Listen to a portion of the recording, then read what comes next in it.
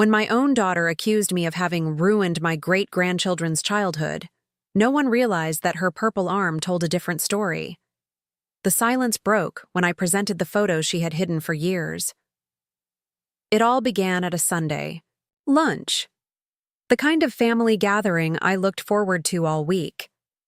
At 68, these moments with my family were what kept me going after Harold, my husband, passed away 5 years ago. Our home had always been the meeting place, spacious, welcoming, with the aroma of my Sunday roast permeating every room. Vanessa, my 45-year-old daughter, arrived late that day, as usual. She walked in with her teenage children and her husband, Robert. There was something about the way she moved, careful, restrained. I knew her too well not to notice. 25 years of marriage to Robert had changed my daughter in so many ways that sometimes I wondered if she was still the girl. I raised. "Mom, you didn't need to do all this," she said, looking at the table I had prepared. Always minimizing my efforts, always seeming uncomfortable with anything I did. "It's nothing," I replied, hugging my great-grandchildren, Emma and Tyler, who barely returned the gesture. In recent months, they had grown increasingly distant, more withdrawn. Emma, who used to be so talkative, now barely raised her eyes from the floor. Robert entered last, filling the room with his presence, tall, imposing, with that smile that never reached his eyes. "Margaret," he said, greeting me with a nod. Never Mom, always Margaret. A constant reminder that I was an outsider in his vision of the family. The lunch proceeded as usual. Superficial conversations, tense smiles, and that feeling that everyone was playing roles in a poorly rehearsed play. It was when I served dessert that everything changed. "Emma, dear, you've barely touched your food," I commented quietly, serving a piece of pie to my great-granddaughter. "Is everything all right?" Before Emma could answer, Robert intervened. "She's fine. She's just not a fan of your cooking." The comment hung in the air like a heavy cloud. I saw Vanessa stiffen, her hand instinctively pulling down the sleeve of her sweater. "I was just asking," I said, trying to stay calm. "You're always just asking, aren't you, Margaret?" Robert said, placing his fork on the table with more force than necessary. "Always meddling, always thinking you know more about our children than we do." "Robert, please," Vanessa murmured, her gaze fixed on her plate. It was Emma who spoke next, her voice almost a whisper. "Grandma gave me a book about families and how they should be." I felt my heart race. 2 weeks earlier, I had given Emma a book about healthy family relationships. It wasn't much, at least it shouldn't have been. But from the look Robert gave my granddaughter, I realized I had made a terrible mistake. "So that's it," he said, his voice dangerously calm. "You're trying to put ideas in her head, trying to tell her there's something wrong with our family." "That's not what," I began, but he interrupted me. "You always do this, always trying to belittle us, always suggesting we're not good enough." He turned to the children. "Go to the car, now." The children stood up without questioning, their movements robotic, trained. Tyler didn't even look at me, but Emma hesitated for a second, her eyes meeting mine in a silent plea I couldn't decipher. When they left, Robert stood up too. "Come on, Vanessa." That's when I saw it. As Vanessa stood up, her sleeve rode up slightly, revealing a purple and yellowish bruise that extended along her forearm. Our eyes met for a second, and I saw in them a mixture of shame and plea. "Vanessa," I called, my voice trembling. "What happened to your arm?" She quickly pulled her sleeve down, but it was too late. "It's nothing. I hit it on the cabinet door." Robert gave a short laugh. Always clumsy, my Vanessa. Something inside me broke at that moment. All the small observations, all the signs I had ignored or rationalized over the years suddenly aligned like pieces of a macabre puzzle. "That doesn't look like an accident," I insisted, taking a step toward my daughter. That's when Vanessa exploded. her words coming out like weapons aimed directly at me. "Stop it, Mom. Stop interfering in my life. You're ruining my children's childhood with your insinuations. Why can't you just leave us alone?" I was paralyzed, her words hitting me like physical blows.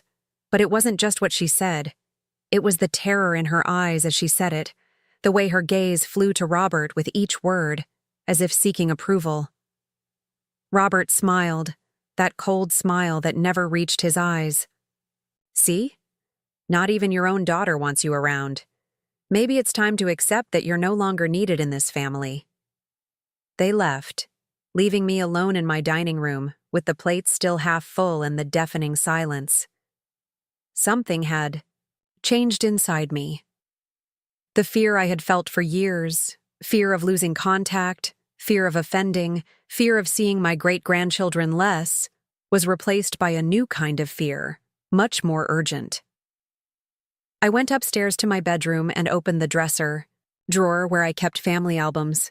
There was something there, hidden at the bottom, that I had noticed weeks ago but hadn't had the courage to examine. A simple manila folder that Vanessa had left when she came to help me organize some old things. With trembling hands, I opened the folder. Inside were photos. Dozens of them. Photos that Vanessa had taken of herself over the years, documenting bruises, cuts, even a cast on her arm. Each image carefully dated, like evidence, like a silent cry for help that she never had the courage to voice. I sat down, on the edge of the bed, my world crumbling around me. How long had this been going on? How long had I turned a blind eye, accepted excuses, ignored signs? My phone vibrated with a message. It was Emma, my great-granddaughter. "Grandma, please help. Me. It's not just Mom." The horror of that realization hit me like a high-speed train. It wasn't just Vanessa. The children, too. As tears streamed down my face, I made a decision. The silence was over. No matter what it cost, no matter who I had to face, I would no longer stay quiet. Because sometimes, the greatest act of love is refusing to look the other way, even when it means confronting truths that shatter your heart.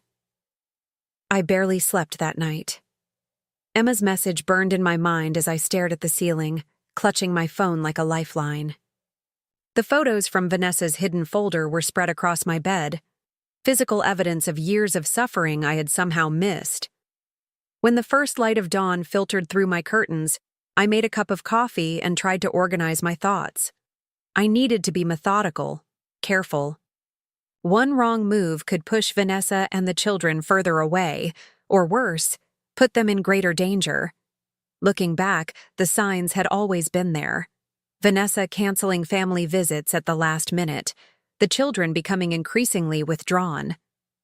The way Robert always spoke for his family, as if they were extensions of himself rather than individuals. I picked up a photo from 2012. Vanessa with a black eye, poorly concealed with makeup. The date coincided with when they had canceled their Christmas visit, claiming Vanessa had the flu. I remembered calling how Robert had answered, saying she was sleeping. His voice controlling, brooking no argument. My phone rang, startling me. Vanessa's name flashed on the screen. "Mom?" Her voice was strained, artificially bright. "About yesterday. I'm sorry we left so abruptly." "Vanessa," I said carefully, "we need to talk about what I saw." A pause. Too long. "I told you, I bumped into a cabinet.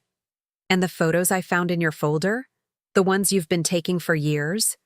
Her sharp intake of breath was the only sound for several seconds. "You went through my things?"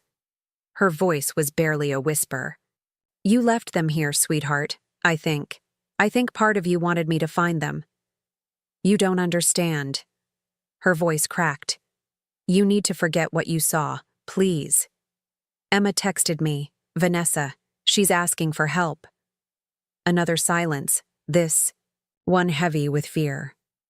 "Robert checks her phone," she finally said, her voice trembling. "If he saw that, then let me help you. All of you. You can't." The defeat in her voice broke my heart. No one can. The line went dead. I sat motionless, the phone still pressed to my ear. Then, with determined hands, I reached for my address book. Linda Harrison had been my friend for 40 years and had worked in social services before retiring. If anyone would know what to do, it would be her. 2 hours later, Linda sat across from me at my kitchen table, her face grave as she examined the photos. This is serious, Margaret. Years of documented abuse. But you need more than these if you want to help them. More? What more do I need than proof that my daughter and grandchildren are being harmed? Linda reached across the table and squeezed my hand. The system is complicated. If Vanessa denies the abuse, and she likely will out of fear, these photos alone won't be enough. So what do I do? Just wait until something worse happens? No.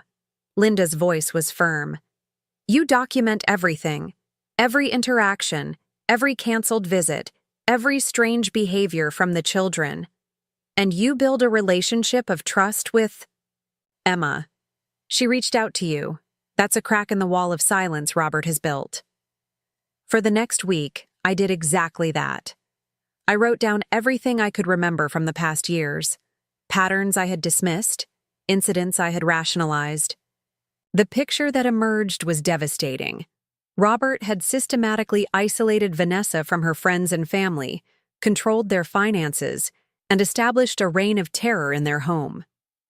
I tried calling Vanessa daily, but she either didn't answer or spoke briefly, her words measured, as if Robert was standing right beside her, which, I suspected, he often was. Then, on Thursday evening, something unexpected happened. My doorbell rang, and when I opened it, there stood Emma, her backpack clutched to her chest, her eyes wide with fear. "Grandma," she said, her voice trembling. "Can I stay here tonight?" I ushered her in quickly, my heart pounding. "Of course, sweetheart. Does your father know you're here?" She shook her head, tears welling in her eyes. "I was supposed to be at a study group, but I couldn't. I couldn't go back home tonight." "What happened?" I asked, guiding her to the couch. With shaking hands, she unzipped her backpack and pulled out her phone. On it was a video. She pressed play, and I watched in horror as Robert screamed at Vanessa, his face distorted with rage, while Tyler cowered in the corner of the room. "He found out Mom was talking to you," Emma whispered. "He took her phone and smashed it. He said no one was going to break up his family." As I held my trembling granddaughter, I knew the time for caution was over. The wall of silence had protected Robert for too long. It was time to break it, completely and irrevocably. "He's going to come looking for me," Emma whispered, glancing nervously at the windows. "When he realizes I'm not at Kaylee's house." I pulled the living room curtains closed and sat beside her on the couch. "You're safe here, Emma." But even as I said it, I knew it wasn't entirely true. Robert wouldn't simply let his control slip away. Men like him never did. "We need to call the police," I said gently, trying not to frighten her further. Emma's eyes widened with panic. "No, he said if we ever called the police, he'd—" She stopped, unable to finish. "What about your mom and Tyler?" I asked. "Mom sent me here," Emma confessed, her voice breaking. "After Dad smashed her phone, when he went to the garage to get a drink, she told me to run, to come to you with this." She held up her phone with the damning video. "She said you'd know what to do." My heart swelled with pride and broke simultaneously. Even trapped in that nightmare, Vanessa had found the courage to protect her daughter, to create an escape route. "Your mother was right to send you here," I said, squeezing Emma's hand. "But now we need to help her and Tyler, too." I called Linda. Again, my voice urgent as I explained the situation. She arrived 20 minutes later with a woman she introduced as Sarah, a social worker specializing in domestic violence cases. Sarah spoke gently to Emma while I made hot chocolate in the kitchen. Through the doorway, I could see my great-granddaughter's shoulders gradually relaxing as she talked, Sarah's manner both professional and kind. "The video is compelling evidence," Linda told me quietly as I stirred the milk. "But Emma's testimony is even more important, and we need to get Vanessa and Tyler out of that house." "Robert will never let them go willingly," I said. "No, he won't," Linda agreed. "That's why we need to be strategic." Sarah joined us in the kitchen while Emma used the bathroom. "We're going to file an emergency protective order tonight," she explained. "The video, combined with Emma's statement and the historical photos you found, should be enough to get it granted immediately." "What about Vanessa and Tyler?" I asked. "Once we have the order, police officers will accompany us to the house to ensure their safe removal," Sarah explained. "But we need to move quickly." As if on cue, my phone rang. An unknown number. "Mom?" Vanessa's voice was barely audible. "I'm using the neighbor's phone. Is Emma with you?" "Yes, she's safe," I assured her. "Vanessa, listen to me. We're getting help. Right now." "He knows," she whispered. "He's been drinking. He's looking for the keys to the car." My blood ran cold. "Is Tyler with you?" "Yes. We're locked in the bathroom." Her voice broke. "Mom, I'm so scared." "Give me the address," Sarah said, already reaching for her phone. "We'll call for immediate police intervention." The next hour passed in a blur of phone calls, official statements, and crushing anxiety. Emma remained silent, curled up on my couch, her eyes fixed on the door as if expecting it to burst open at any moment. Finally, Sarah's phone rang. She stepped aside to answer it, her expression serious. When she returned, her relief was palpable. "The police have Robert in custody," she announced. "Vanessa and Tyler are safe. They're being brought here now." Emma broke down in tears, the strain of months, perhaps years of fear finally finding release. I held her, my own tears flowing freely. When the doorbell rang 30 minutes later, I opened it to find Vanessa standing there, Tyler clinging to her side. Her face was pale, her eyes red-rimmed, but there was something else there too, a fragile spark of hope. "Mom?" she whispered, falling into my arms. We gathered in my living room, the children huddled together on the couch, Vanessa sitting beside them, her hands still trembling. Sarah explained what would happen next, the protective order, the upcoming legal proceedings, the support services available to them. "You can all stay here," I said firmly, "for as long as you need." Vanessa looked up at me, years of shame and secrecy reflected in her eyes. "I should have told you sooner, I was so afraid." "I should have seen it sooner," I countered, taking her hand. "The signs were there. I just didn't want to believe them." Later that night, after the children had finally fallen asleep in my spare bedroom, Vanessa and I sat at the kitchen table, cups of tea growing cold between us. "When did it start?" I asked softly. "Little things at first," she said, staring into her cup. "Controlling comments, criticism, then he pushed me during an argument. He was so sorry afterward." She gave a bitter laugh. "They're always sorry, aren't they? Until the next time." "Why didn't you leave?" "He threatened to take the kids if I ever tried. Said no judge would give custody to an unfit mother, and he'd make sure I looked unfit." She looked up at me, her eyes haunted. And part of me believed I deserved it. I reached across the table and took her hand. "No one deserves that. No one." "I know that now," she whispered, but it took Emma's courage to make me see it. She refused to become what he wanted her to be. Outside, the first hints of dawn were breaking across the horizon. A new day, a new beginning. The road ahead would be difficult, filled with legal battles and healing wounds both visible and invisible. But as I looked at my daughter, I saw something I hadn't seen in years: determination. The silence had finally been broken. And in that breaking, a family had found its way back to each other. The weeks that followed brought changes I never could have anticipated. My quiet house transformed overnight into a sanctuary for 3 wounded souls. Vanessa and the children moved into my spare rooms, filling the empty spaces with their presence. But the shadow of Robert's influence lingered, even in his absence. The emergency protective order was extended into a temporary restraining order, keeping Robert legally at bay while the courts processed the evidence. But legal protection couldn't shield us from everything. The first blow came from Janet, my younger daughter. She called on a Tuesday afternoon, her voice sharp with accusation. "What have you done, Mom?" she demanded without preamble. Robert called David last night, absolutely devastated. David was Janet's husband, who had always gotten along well with Robert. Golf games and business connections creating a bond I now questioned. "I've done what needed to be done," I replied, keeping my voice level. "There are things about Robert you don't know." "He told us everything," Janet countered. "How you've been trying to drive a wedge between him and Vanessa for years. How you manipulated Emma into making false accusations." My hand tightened around the phone. "That's not what happened." "Really?" "Because from where I'm standing, it looks like you couldn't bear not being the center of attention, so you destroyed a family." The unfairness of her words stung like a physical slap. "Janet, Robert has been abusing Vanessa and the children for years. We have evidence. Evidence you probably coerced."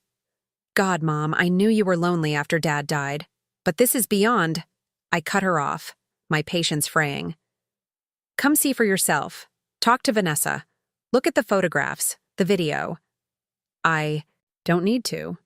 Robert's been part of this family for 25 years. We know him." "Do you?" I asked quietly. "I'm not getting involved in your crusade," Janet said coldly. "But don't expect us at Thanksgiving if you're going to continue with these ridiculous allegations." The line went dead, leaving me stunned. I hadn't expected Janet to take Robert's side so readily, to dismiss her sister's suffering without even investigating. When I told Vanessa about the call, she just nodded, unsurprised. "Robert's always been good at managing his image," she explained. "Charming when he needs to be. He's probably been laying groundwork with Janet and David for years, just in case." "In case of what? In case I ever tried to leave?" Her voice was matter of fact, but I saw the pain behind her eyes. "Isolation is part of the pattern, Mom. First he separated me from my friends, then from you, and now he's trying to cut off Janet too." The isolation grew more pronounced as days passed. Friends who had known us for years began to avoid me at the grocery store. Neighbors who usually stopped to chat now hurried past with barely a nod. Someone even left an anonymous note in my mailbox. "False accusations destroy lives. Shame on you." "He's good at playing the victim," Vanessa explained. When I showed her the note, her voice tinged with bitter knowledge. "He's probably telling everyone how his vindictive mother-in-law turned his family against him. Even my church, where I'd been a member for over 30 years, became a battleground." Robert had rarely attended, but suddenly he was there every Sunday. Sitting in the front row, the picture of a heartbroken father kept from his children. He spoke tearfully to anyone who would listen about his false accusation and his overwhelming desire to reunite his family. It worked. People I'd known for decades began to look at me with suspicion, whisper behind my back. Some even approached me directly, urging me to help heal this rift and stop the madness before it's too late. "You don't understand what you're doing," Helen Porter, my supposed friend of 20 years, told me after service one Sunday. "Breaking up a family based on what could just be a misunderstanding." "It's not a misunderstanding," I insisted, my patience wearing thin after weeks of such comments. "Well, Robert seems genuinely devastated," she countered. "And frankly, Margaret, you've been different since Harold died. More interfering." She placed a hand on my arm, her expression dripping with false concern. "Is it possible you're seeing problems that aren't there because you're lonely?" I pulled away from her touch. Is it possible you're ignoring evidence of abuse because it makes you uncomfortable? She recoiled as if I'd slapped her. I'm trying to help. No, I said quietly. You're trying to make this go away so you don't have to face the ugly truth that someone you know is capable of monstrous behavior. After that, the church I'd called home for 3 decades no longer felt welcoming. We stopped attending, adding another layer to our isolation. The children felt it too. When school started in September, Emma and Tyler returned to find that rumors had preceded them. Former friends avoided them. Teachers watched them with wary eyes. Tyler, already quiet, retreated further into himself. Emma faced more direct confrontation.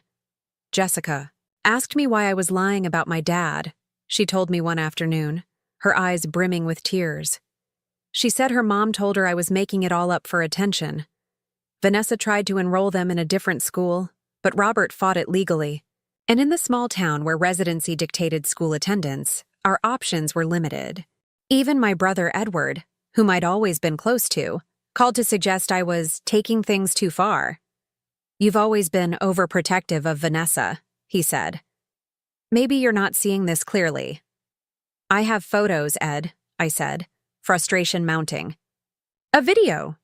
Emma's testimony. Vanessa's statement. All I'm saying is that domestic situations can be complicated.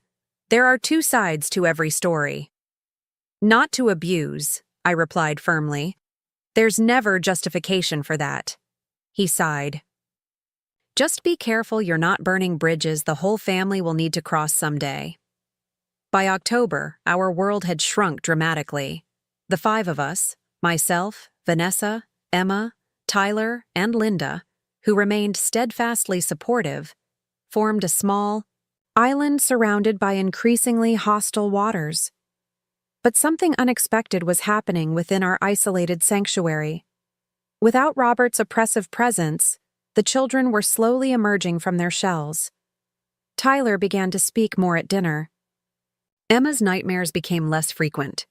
And Vanessa, my beautiful, strong Vanessa, stood a little straighter each day. One evening, as we washed dishes together, Vanessa looked at me with clear eyes. Sometimes I wonder if it's worth it, she admitted quietly. All this judgment, the isolation. I paused, soapy plate in hand. Is it?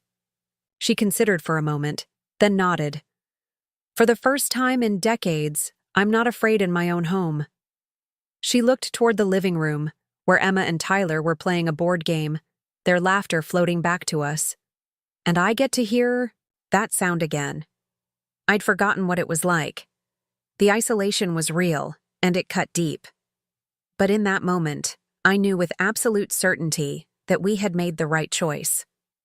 Because sometimes, being alone with the truth is better than being surrounded by comfortable lies. The court date for the permanent restraining order arrived on a cold November morning. We pulled up to the courthouse, a knot of anxiety tightening in my stomach as I spotted Robert's sleek black car already in the parking lot. It's going to be okay, I reassured Vanessa, whose knuckles had turned white around her purse strap. She nodded, but I could see the fear in her eyes, the instinctive terror that had been conditioned into her over decades. Emma and Tyler sat silently in the back seat, both dressed in their best clothes, both looking far older than their years. Sarah, our social worker, met us at the entrance. Remember, she said quietly, stick to the facts. Don't let him provoke you. Inside, the courtroom was smaller than I'd expected, more intimate, which somehow made it more intimidating. Robert sat at one table with his attorney, a sleek man in an expensive suit.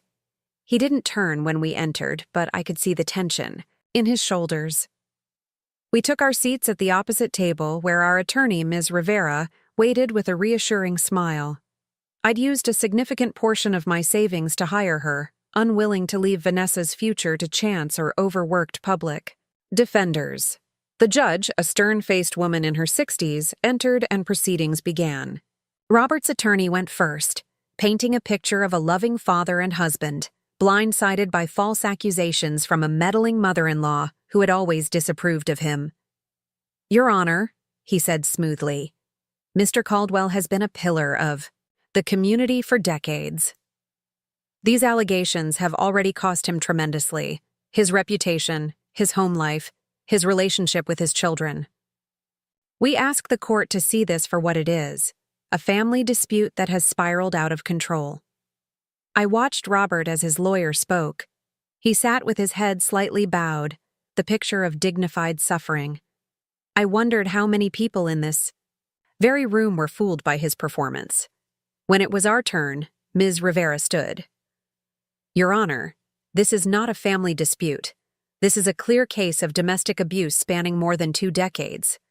She methodically presented our evidence: Vanessa's dated photographs of injuries, medical records with suspicious gaps, Emma's testimony about growing up in fear, and the video that had finally broken the silence." The courtroom was silent as the video played. On the large screen, Robert's face contorted with rage as he screamed at Vanessa, his fist punching the wall inches from her head while Tyler cowered in the corner. I glanced at the judge, whose expression had hardened as she watched. But more surprisingly, I noticed movement in the gallery behind us. Turning slightly, I saw Janet, my younger daughter who had refused to believe us, sitting there, her face pale with shock. When the video ended, Robert's attorney attempted damage control. Context is important, Your Honor. This was clearly a heated moment, not representative of— "Let me stop you there," the judge interrupted. "There is no context that makes this behavior acceptable." Vanessa testified next, her voice growing stronger as she detailed the years of abuse, control, and fear. I had never been prouder of her courage. When it was Robert's turn to speak, he maintained his composure, expressing regret for losing his temper in the video, but insisting it was an isolated incident brought on by stress. "My mother-in-law has turned my family against me," he said, his voice catching with calculated emotion. "I just want my wife and children home where they belong." The judge's gaze was penetrating. "Mr. Caldwell, do you deny the injuries documented in these photographs?" For the first time, Robert faltered. "Vanessa has always been clumsy. She falls. She walks into things. For 20 years? The judge's tone was skeptical. "Your Honor," Robert's attorney interjected, "many of these photos lack context or verification." "That's not true." A voice spoke from the gallery. All heads turned. Janet stood, her hands trembling. "Your Honor, I have something to add." The judge considered her for a moment, then nodded. "Approach." Janet walked forward, casting a brief, apologetic glance at me before addressing the court. "My name is Janet Mitchell. I'm Vanessa's sister." She took a deep breath. "Last Christmas, I walked in on Robert grabbing Vanessa's arm so hard it left marks. When I confronted him later, he threatened that if I ever mentioned it, he would make sure I never saw my niece and nephew again." She reached into her purse and pulled out her phone. "I took a photo of her arm that day.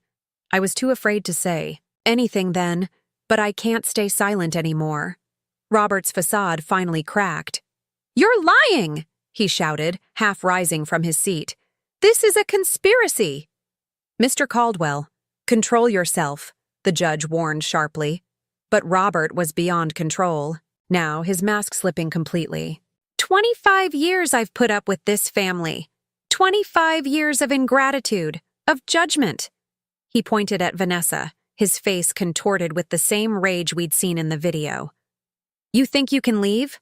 You're nothing without me. Nothing." Courthouse. Security moved quickly to restrain him as he continued to shout threats. The judge ordered him removed from the courtroom, then looked at the rest of us, her decision evident in her expression.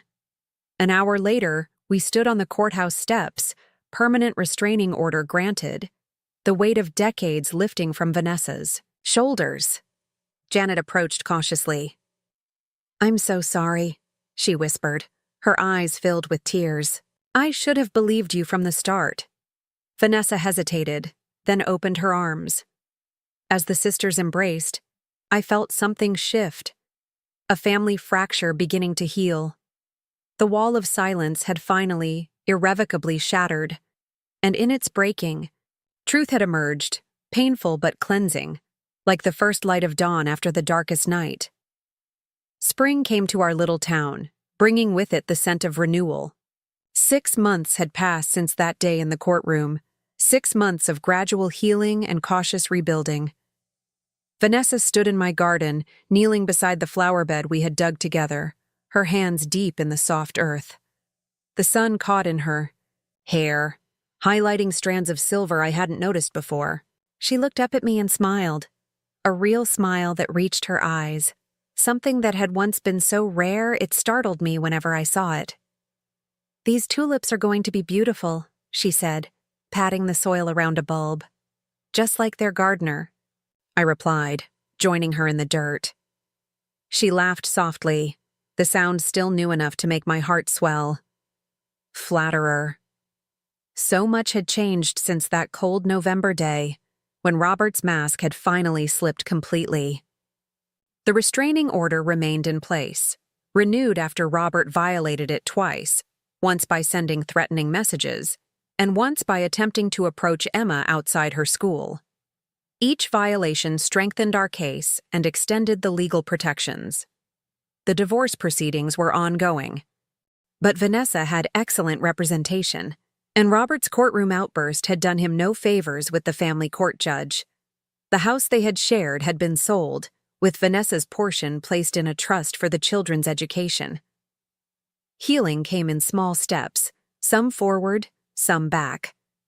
There were still nights when I would wake to the sound of Vanessa crying out in her sleep, trapped in nightmares where she couldn't escape. There were days when Tyler wouldn't speak at all, withdrawing into himself like a turtle into its shell. And Emma still flinched at sudden movements, a reflexive response to years of living on edge. But there were also moments of extraordinary progress. Tyler had joined a science club at his new school and was thriving under the mentorship of a kind patient teacher.